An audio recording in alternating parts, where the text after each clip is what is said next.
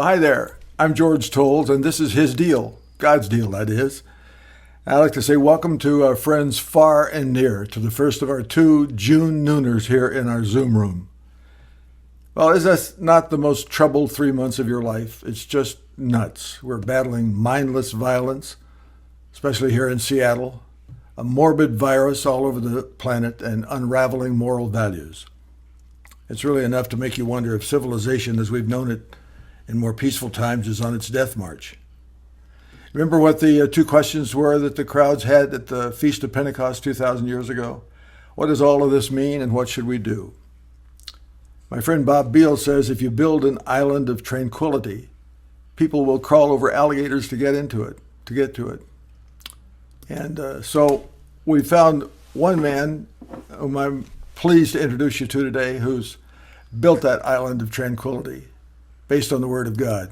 And if we had a title for this session, it would be Getting Close with Social Media While Staying Apart with Social Distancing. Seems like evil is in a feeding frenzy these days. Our world is on life support. Many feel that we're at a crucial tipping point. Whose vision for this nation will prevail? You know, we in this room, looking at this video on this Zoom, can be world changers, difference makers, peacemakers. By adding thousands more Christ followers, light shedders, and salt shakers to our planet, the more we'll see God's kingdom on earth as it is in heaven. Our guest today has built a Jesus juggernaut, a digital lighthouse that's piercing the world's spiritual darkness. He's a rare DNA carrier. He's from Colorado. Maybe it's that mountain air there in Castle Rock. He's a pioneer, forerunner, change agent. And he's either an entrepreneurial evangelist or an evangelistic entrepreneur. I haven't figured out which is right yet. He's obsessed with getting God's message into every smartphone. Groundwire, his organization, is one of the most effective evangelistic outreaches anywhere, seeing tens of thousands of millennials place their trust in Jesus every year, hundreds every day. And I am pleased to welcome the founder, president of Groundwire. Here's Sean Dunn. Hey, I just want to thank you, George, for opening up this opportunity for me to share my heart and a little bit about what God's doing with this younger generation, with the people at His Deal. God is doing some amazing things, but as we're about to explore, if we are going to effectively invest in the lives of young people through our prayers and through our conversation, we have to understand they're a little different than we are, and they grew up a little bit differently than we did. We had assumptions in our generations that they don't necessarily have. And so I want to take a few minutes and share that with you and explain it to you. But before that, I just want you to know that God is doing some amazing things in the midst of this chaos. Genesis 50 verse 20 keeps coming to mind, where Joseph is looking at his brothers who sold him into slavery and said, the scripture says, you intended to harm me, to destroy me, to kill me. But God has turned it around for the good, for the salvation of many.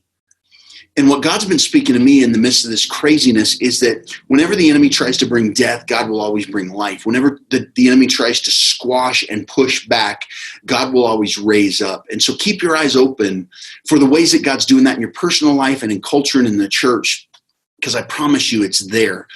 And so that's one of the things that we're seeing right now, is we're seeing God do some great things in the middle of the chaos.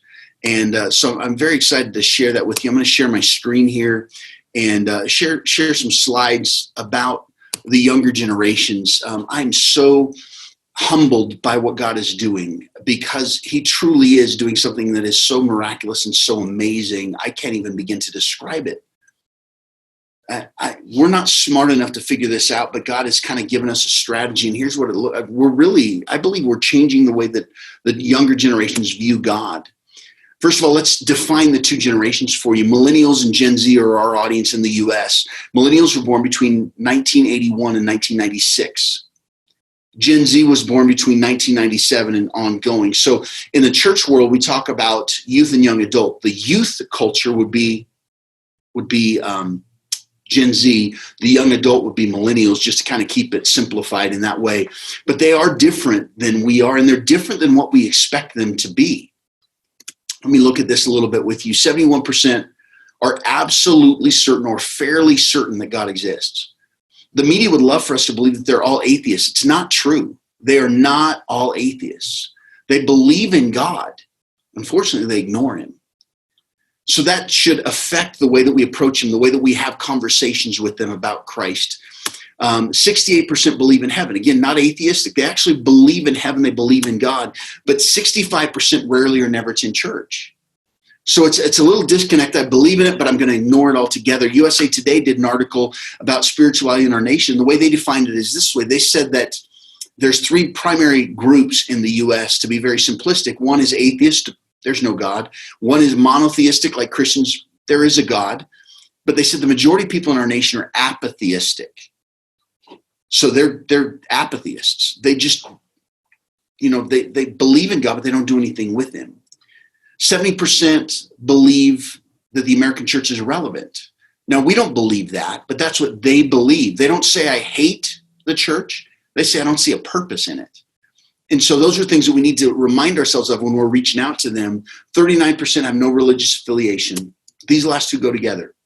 On a government form, 65% would claim to be a Christian. I'm not an atheist. I'm not a Muslim. I got to be something. I guess I'm a Christian.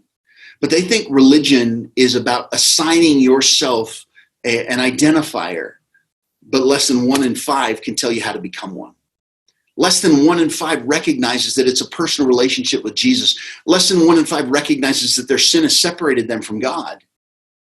And that if it wasn't for what Jesus did on the cross, we have no way to cover that. And so those are things that we need to keep our eyes on. I also want to kind of speak to this. People have said that we are a post-Christian culture. And I want to kind of challenge that. I think we teeter between post and pre-Christian. Post-Christian says, I don't go, but I know what they think and I know what they do. Pre-Christian says, my mom didn't go, my grandma didn't go. I really don't know what they do in there. I don't know what they think.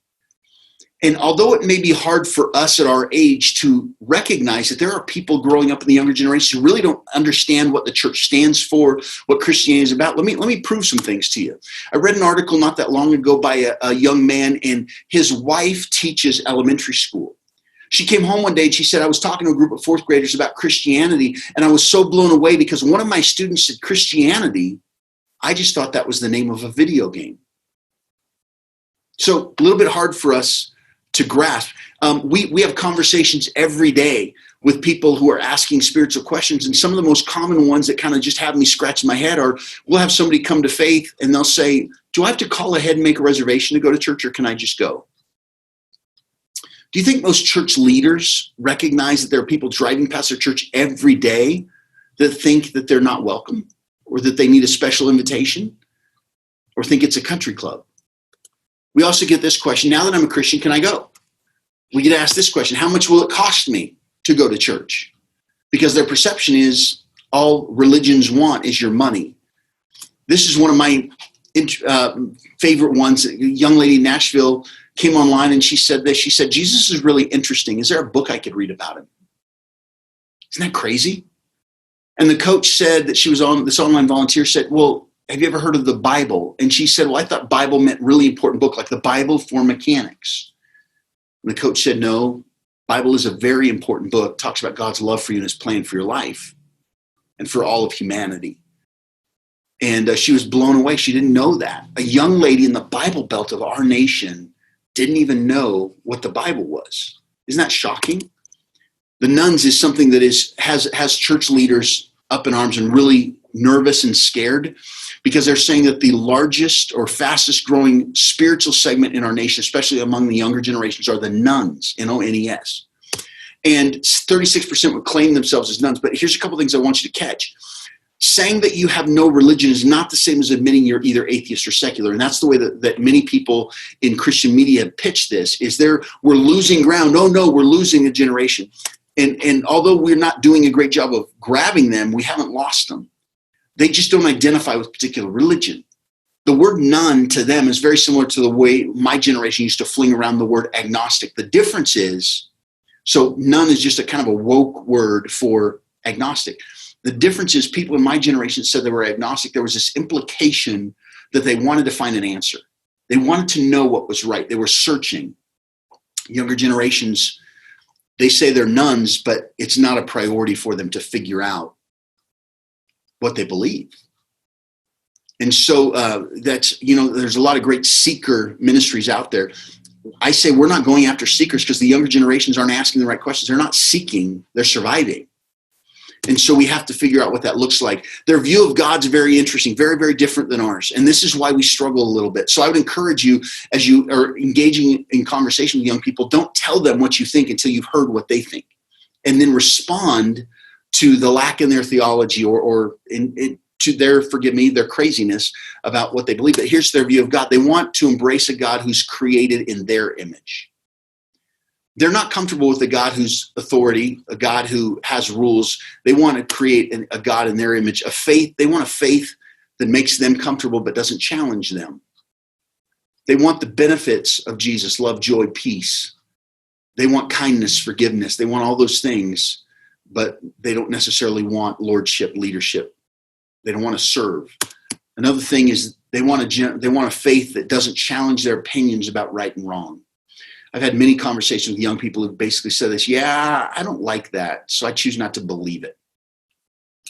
I know the Bible says that in theory, but I don't like it, therefore I don't believe it. I don't think God would do that.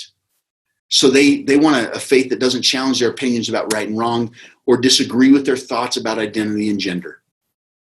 They want to be able to make up their own rules, determine what they want to be.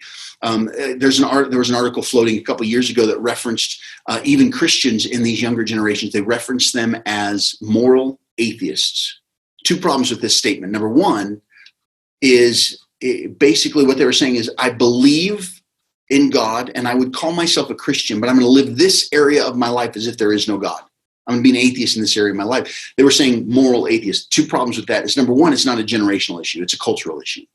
Because I know people that aren't millennials, that aren't Gen Z, older people, my age and older, that have decided in this area of their life, they're going to live as if there is no God. And it's not just moral atheism. There are many part-time atheists in many, many different realms, whether that's financial atheists, whether it's ethical atheists, whatever it is. And so that's harsh to identify millennials as moral atheists when it is permeating through culture. But basically, this is how they want to say, hey, I believe in God, but I'm going to do it my way. And I don't really care about what God says. And they don't want a religion that puts them in a position to disagree with others. Because you just need to be kind and accepting of everybody, and you need to be tolerant unless you believe that there's a right and a wrong and it makes somebody else feel uncomfortable. Actually, 59% of millennials, Christians who identify as, or millennials who identify as Christians, 59% of them don't believe that evangelism is right. Because even though Jesus is right for me, I shouldn't have to disagree with somebody else and tell them that their belief system isn't right. They should come in line as they see fit. So those are their views on God. They're politically cynical. We're seeing that now. I did this deck probably 4, 5, 6 months ago. Things have changed a lot since then, but they're politically cynical. They don't trust authority. They don't trust the politicians. They think that we're all out to get them. And even if you look at their books and their movies, you'll see that. In series like Maze Runner and Hunger Games, these are books that talk about young people that are kind of under the thumb, that are there for the entertainment of or the control of the politicians. So you can see it even in their movies. On March 14th, 2018, they staged a national walkout day. And Matt Post, a young man, stood on Capitol Hill on March 14th, and he said, the adults have failed us. This is in our hands now. And you see that. I mean, man, boy, do you see that right now in the last 3 weeks.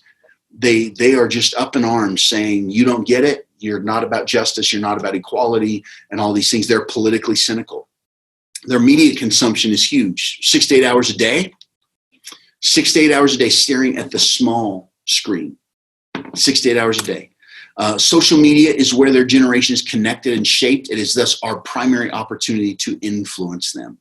We shifted in our ministry style or strategy. We shifted from traditional media, TV, radio, billboard to digital because this generation consumes media differently than my generation does. My generation stared at the television. This generation doesn't even have cable. This generation, they get in the car and they don't turn on the radio. Their playlist takes over. So traditional media doesn't influence them. It's this little device they're carrying around with them. This is interesting too. Millennials have a 12-second attention span.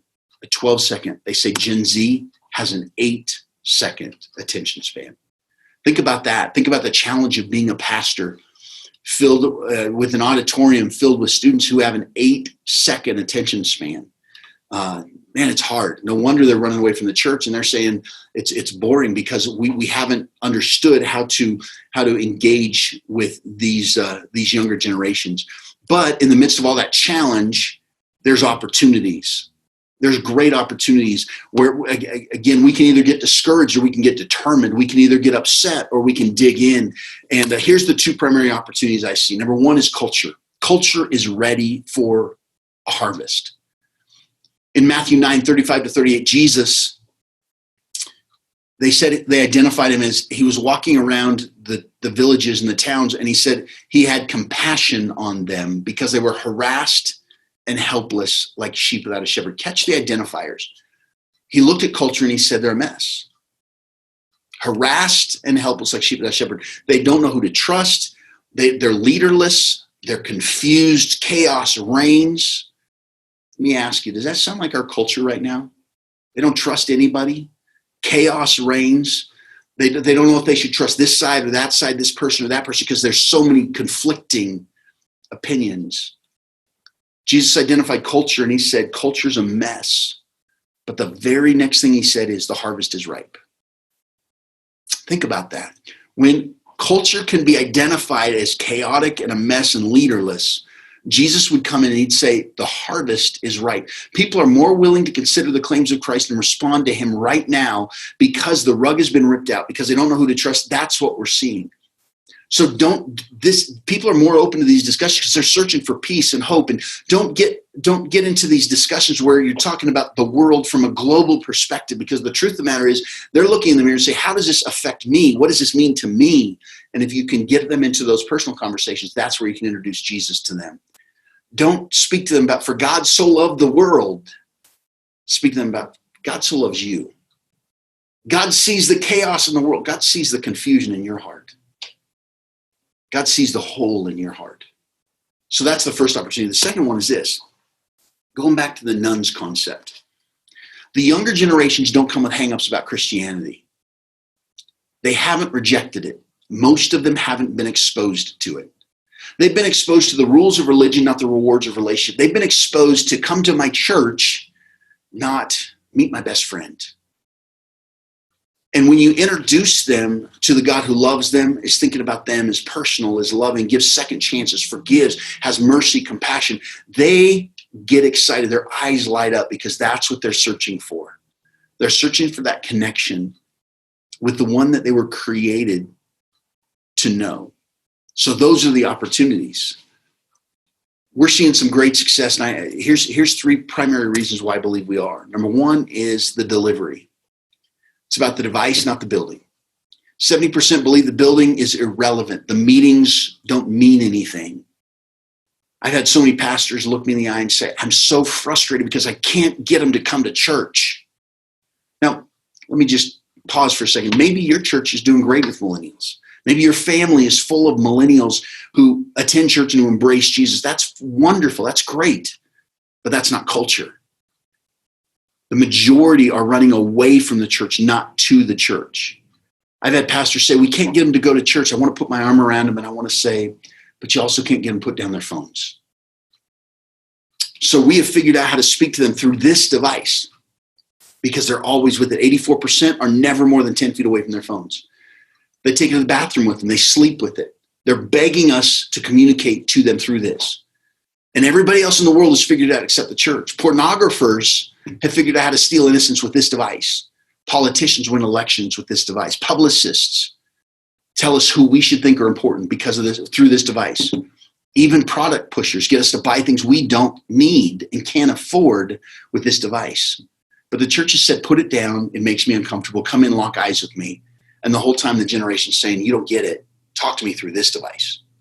That's one of the reasons I believe we're seeing such great result, because of the delivery. It's the device, not the building. Second thing is the messaging. The ultimate goal is to tell them who Jesus is, what God's plan for their life is. But understand this, the doorway to have that conversation isn't theology. The doorway is through their crisis. And then you get them into the conversation. They're not waking up saying, oh no, I'm going to hell. They're waking up saying, oh no, I'm going through hell. And when you say, hey, I get it, life's hard. I get it. You're feeling like you have no purpose. You don't know who you are. You don't know if you're valuable. When you acknowledge that and have a conversation with them, then you can move them into the conversation about how Jesus can meet those needs. And the last one is interaction. Millennials are tired of the monologue they perceive coming from the church, but they're very open to a dialogue. They're very open to having a conversation. One of the mistakes that we make in approaching people is we think that they care what we have to say. And truthfully, they won't care what we have to say until we hear what they have to say. So ask them questions. Even if what they say makes your toes curl, listen to them. And then say, you know what? I have some thoughts and some opinions on that too. I know you're hurting, but can I tell you what I believe God sees when he looks at you? Start into those conversations and see how it goes. Let me share with you how this works for us. 71% believe in God. We don't need to convince them that he's real. We need to remind them that he's relevant. We don't say, hey, God's real. Most evangelism over the decades has started with God's real. He's waiting. He's looking at you, as opposed to, hey, God sees your pain. God sees your question. He sees your broken heart. He sees your shattered dreams. When you talk to them about the relevancy of what they're feeling and facing in the midst of that, it makes a huge difference. They believe in God, but they ignore him. So how do you get their attention? You don't invite them somewhere because they can say no. You interrupt them. Let me share with you a quick strategy, fivefold. Number one is we interrupt them on this device. Second thing is we communicate the gospel to them. And the way that we do that is we're the first organization that we have live coaches 24 hours a day. People log in and they say, hey, does Jesus really care about me? And it's through a lot of those conversations that many, many people are coming to faith. They place their trust in Christ. After that, we have tools to show them how to grow in this relationship with Christ. And ultimately, we want to plug them into community. Let me share with you one of these stories. Last week or the week before, it really caught my attention because this young lady saw one of our commercials. She logged in, and here's what she asked. She said, do I matter? That was how she started the conversation. Do I matter? And I immediately started thinking about people in my life, my kids, maybe your grandkids, people in my community that would ask that question. Do I matter? Does anybody see me? Am I invisible? Do I matter? Would you care if I disappeared and you never saw me again? Do I matter? She's instantly connected to one of our coaches, and they had about a 30, 40-minute conversation where our coach, our online volunteer, just shared with her what God sees when he looks at her. She's fearfully and wonderfully made. That she does matter to God so much that he made a way so that she could have a relationship with him through Jesus, explain the gospel. And after she prayed to give her life to Christ, the coach then looked at her and said, or through the conversation said, you came online and you asked a question, do I matter? I want to ask you, what do you think now? Do you matter? Now that you know what God thinks when he looks at you, or what he thinks about you, what do you think? Do you matter? And she came back, she started the question, do I matter? ? She came back with all caps, and she said in all caps, I do matter. 3 exclamation points. But then the coach said this, and this, I just love this. She said, you know, the person you are when you love and are walking with Jesus is the real you, the brilliant you, the bring it you, the breathtaking you, the born for this you. Isn't that amazing? That's just one of the people that had placed their trust in Christ. So I want to just take a minute here, and I want to show you just one of our quick commercials, one of our interruptions, so you know exactly what we're looking at. My life is dark. There's no other way to describe it. I feel like I'm being hunted, or more like I'm being haunted. People ask if I'm depressed or why I feel so sad all the time. I don't know how to answer that. Even when you don't have the answers, Jesus cares. Log on to JesusCares.com to chat with someone who understands.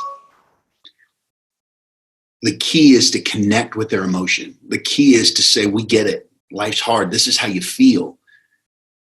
And then suggest that Jesus is the answer. One of my favorite stories over the last couple of years is a young lady named Bethany in Pasadena, California, gave her life to Christ. And I think you'll see why. This is her story and her testimony. I was so lost. I felt completely alone, and I was alone. I wanted to kill myself, but I didn't want to die necessarily, if that makes sense. I just wanted the way that my life was going to completely stop, but I had no idea how. I have a tendency to hurt myself. I would cut, I would sleep around with guys that I knew did not care about me at all, and the few people that I knew cared for me, I would just completely push away and cut them off. Just very lonely because I wanted to control my pain. I was so tired. I was looking at Instagram and I saw this video, and normally I would just keep scrolling, but when I heard this girl's voice and saw the tears run down her face, it felt so real to me. I felt like I was supposed to go to this website and try to talk to someone or chat with someone. And at first I didn't want to, but I could not stop watching this video.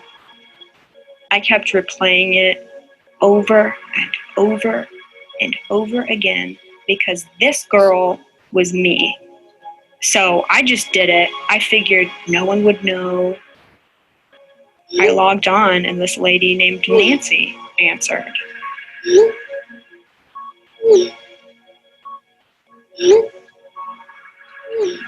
I completely opened up to this random stranger. I had never shared with anyone like that before, and it felt so like such a relief, and it felt so real to me. And she asked me if she could pray for me and if she could pray like with me, and I was like, I don't know how. And so she helped me pray.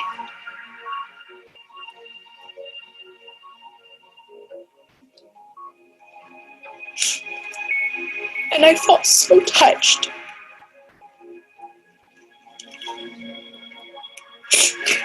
And I'm so appreciative that someone would take the time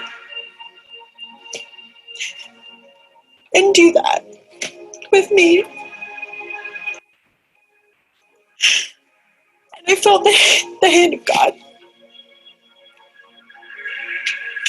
It was as if a huge black boulder was lifted and taken out of my stomach.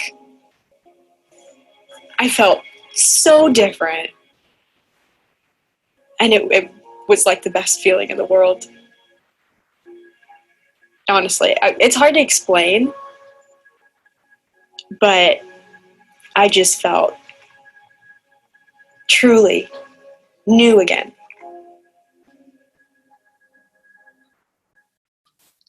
Hope that brought a smile to your face. I've seen that so many times, and I still love a few of her lines. She said, I didn't want to die. I just want to keep living like this. And I was also blown away when she said, I didn't know how. I didn't know how to talk to God. The way I grew up, that's shocking and strange to me. But this is where most people are. When I look at her, I see culture. I see a lot of young people. And even in Seattle, I mean, she kind of had a Seattle feel, even though she's in Pasadena. But man, amazing stories of what God's doing. And so now I want to transition. I want to share a little bit about what God's been doing. I realize these numbers I'm going to share with you almost seem too good to be true. And I recognize it. I find myself 2 to 3 times a day shaking my head in disbelief. Like, man, I can't believe we're seeing what we're seeing, but God's doing something unique. Just to kind of bring some peace to you, if you're a skeptic, I get it. I had a friend of mine who kind of flows in that direction in Houston, looked at me a couple of years ago and he said, Sean, I don't believe you. He said, your numbers are too good, and I know how difficult it is to reach millennials. and you're sharing these. No, I don't believe you. You said, don't come back and talk to me till you get your numbers validated. We took that as a challenge. And so we decided to go get them validated. So we did. We hired a company that foundations use to evaluate nonprofits to make sure they're not fudging the truth.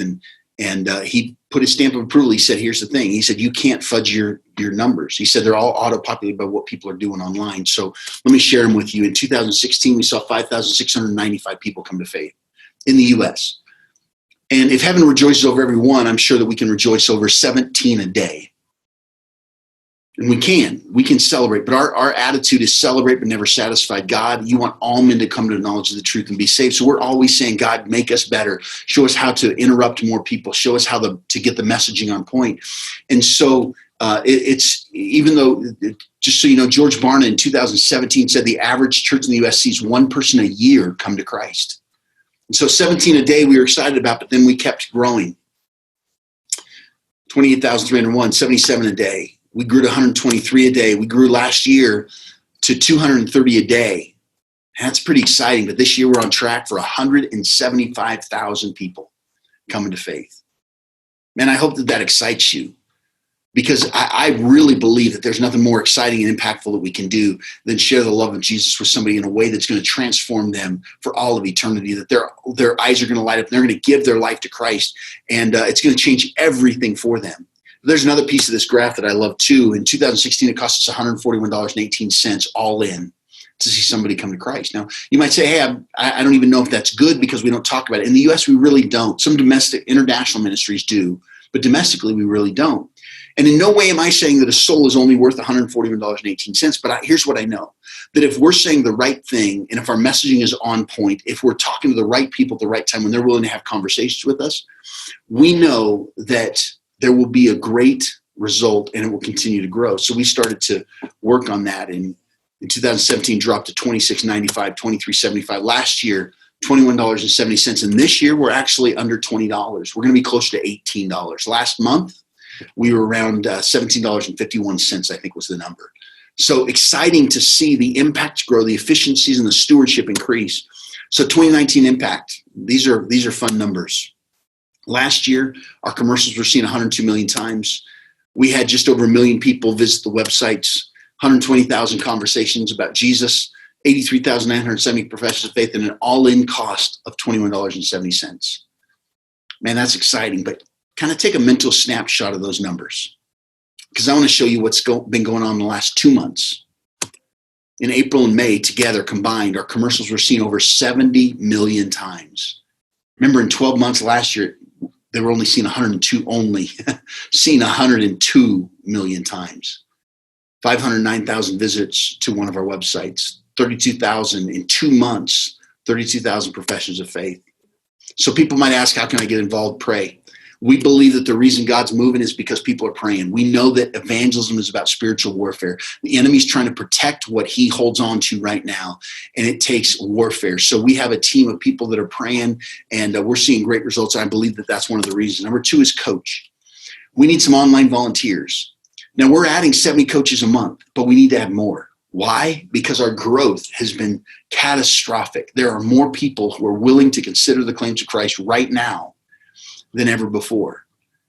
Hundreds of people a day are saying, can I talk to you, please? And you could be one of those to engage with them in conversation. It's one of the most unique ministries, because once you're trained and you log in, you can give 2 hours a week, you can give 10. And you will never wait for more than 5 minutes before somebody's ringing into your computer. Once you log in, you're ringing your computer. You'll never wait more than 5 minutes and somebody's saying, hey, does Jesus really care about me? You can introduce us to some folks. We have people who said, you know what, I have friends that run foundations. I know people that really care about evangelism. I know people that are trying to figure out how do we win the 2 younger generations, and having you make those introductions is so helpful. George has been very, very key and crucial for us in that. He's made a lot of introductions, and I appreciate that. But maybe you would have 2 or 3 people that come to mind, and you'd say, hey, let's try and figure out how we can get in front of them. And lastly is invest. We don't beg for resources. We believe that if this was a for-profit entity, that people would be saying, hey, I got to get some shares. And we're grown because God's leading people to invest in the kingdom. And like I said, for every $18 that comes in, we'll see somebody come to faith. So there's people who say, you know what, I want to see 10 people, so I'm going to give you $180. Or I want to see 5 people a month, so I'm going to give $90. Or yesterday I had somebody say, hey, I want to see 1,000 people come to faith. I want to be responsible for that, so I'm going to give you $18,000. So consider those things. And I just want to end with this and show you one other thing. Life is too short to waste, eternity is too long to ignore. Man, we have one opportunity in this earth to make an impact. And I believe that the things that we do that last for all of eternity are the most important. So I would challenge you with this concept. Life is too short to waste and eternity is too long to ignore. I hope that moves you to wanting to share Jesus with people. There's not one of us that if we saw a blind man walking towards a cliff, there's not one of us that would be heartless enough to let him die. But there's a spiritual reality. Those people who die without Jesus are stepping off a cliff. And it's not going to be pleasant. And I would much rather introduce somebody to Jesus and know that they're going to celebrate through eternity than suffer through it. So I know that many of you that are watching this, you agree. I love George. I love his deal, and so many of my friends in the Seattle market, and even people that might watch this that aren't. Man, please be praying. Consider becoming a coach, but recognize this, that in the midst of the chaos and the craziness, the harvest is ripe, and God is doing some amazing things. Weak and wounded sinner, lost and left to die. Oh, raise your head, for love is passing by. Come to Jesus, come to Jesus, come to Jesus and live. Now your burden's lifted and carried far away, and precious blood has washed away the stain. So sing to Jesus, sing to Jesus, sing to Jesus and live. And like a newborn baby, don't be afraid to crawl. And remember, when you walk, sometimes we fall. So fall on Jesus, fall on Jesus, fall on Jesus and live.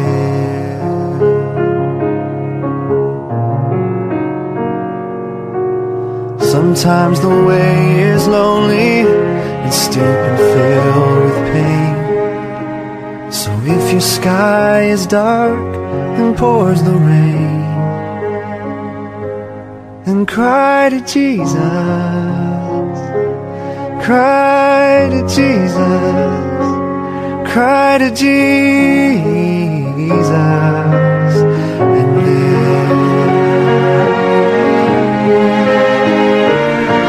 Oh, and when the love spills over and music fills the night, and when you can't contain your joy inside, then dance for Jesus, dance for Jesus, dance for Jesus and live.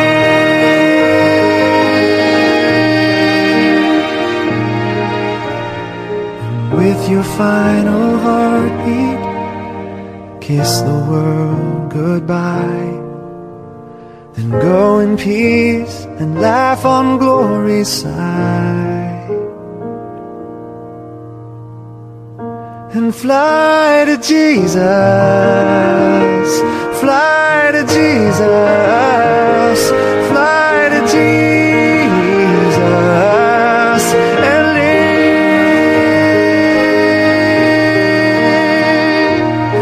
Fly to Jesus, fly to Jesus, fly to Jesus and live.